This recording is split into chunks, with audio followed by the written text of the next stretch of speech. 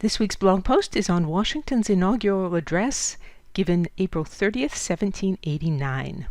On the steps of Federal Hall, facing Wall Street, stands Ward's sculpture of George Washington, representing him on April 30th, 1789, just after his inauguration as first president of the U.S. under the new Constitution. How do we know Washington has just been inaugurated? The Bible on which he swore his oath is represented on the pedestal just behind him. The actual Bible that he swore on is often on display inside Federal Hall. It doesn't belong to Federal Hall, but sometimes they have it on loan.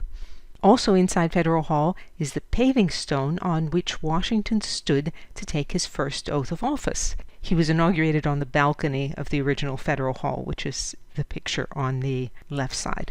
On the same day as his inauguration, Washington addressed a joint session of Congress. I like to think of Alexander Sterling Calder's figure on the Washington Arch as representing that moment.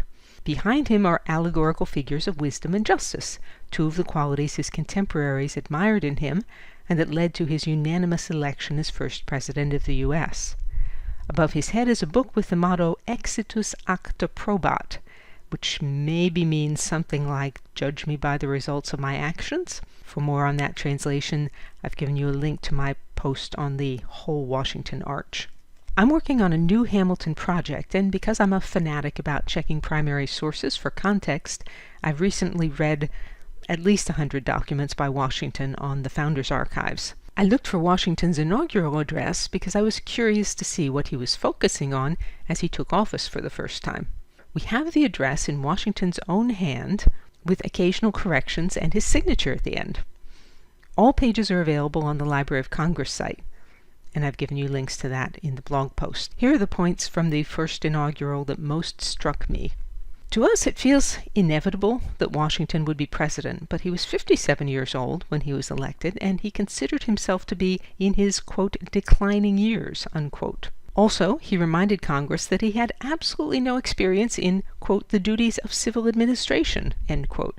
It was not obvious at all that his long years of military service would transfer to being able to run a country in peacetime.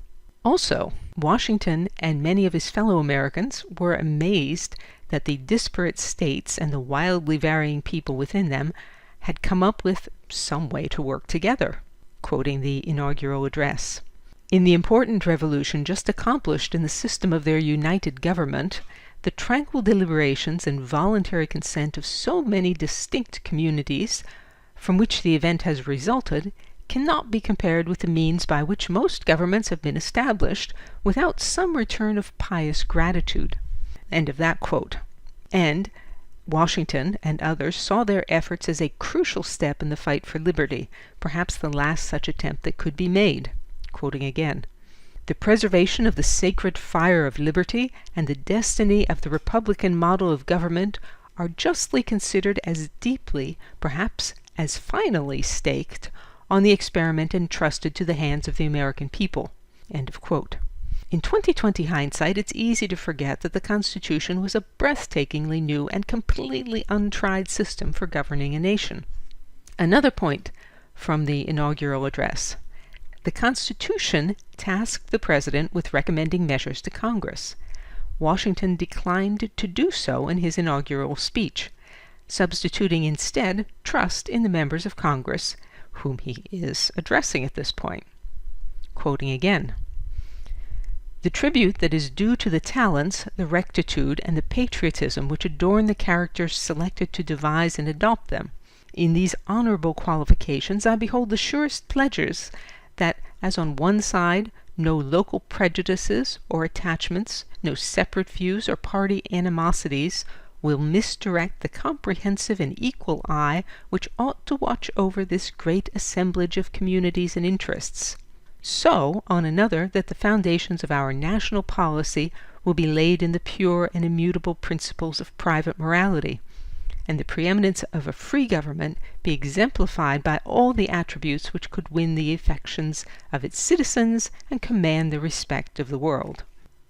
Can you imagine George Washington tweeting? You can't make it shorter. All right. Next point.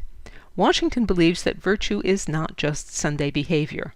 There is, quote, an indissoluble union between virtue and happiness, between duty and advantage, between the genuine maxims of an honest and magnanimous policy and the solid rewards of public prosperity and felicity." End of quote. Washington does mention one policy matter. He suggests that Congress consider whether to attach a Bill of Rights to the Constitution, reminding them not to do anything that they think would put the new government at risk, and he doesn't state his own opinion on such a Bill of Rights. Quoting again, "I assure myself that whilst you carefully avoid every alteration which might endanger the benefits of a united and effective government, or which ought to weight the future lessons of experience, a reverence for the characteristic rights of freemen and regard for the public harmony will sufficiently influence your deliberations on the question how far the former can be more impregnably fortified or the latter be safely and advantageously promoted." End of quote. And his last point was, in the inaugural address, was that he will accept no salary and will only ask to be reimbursed for expenses. Congress apparently refused to do that and paid him a salary of $25,000 a year. I highly recommend reading the whole address. I've given you the link to that in the blog post. It's only 1,400 words. Diane Durante Writer has hundreds of posts on sculpture, painting, Central Park, and my many other obsessions. To join the free Sunday Recommendations email list, visit the URL online or email me, and you can say "Well done, Diane," or support my work and receive rewards via the tip jar on DianeDuranteWriter.com. Thank you as always for listening.